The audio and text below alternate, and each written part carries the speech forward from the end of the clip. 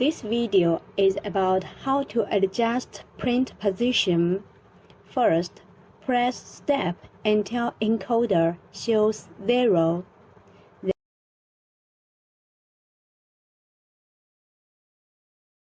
Then turn off ejector. Make sure the fixture, bottle, and ejector are aligned.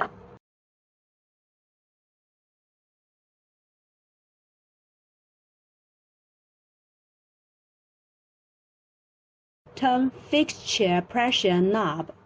Turn this round part to make sure locating point on the fixture and bottle fit together. Then, turn fixture pressure knob to open the air pressure.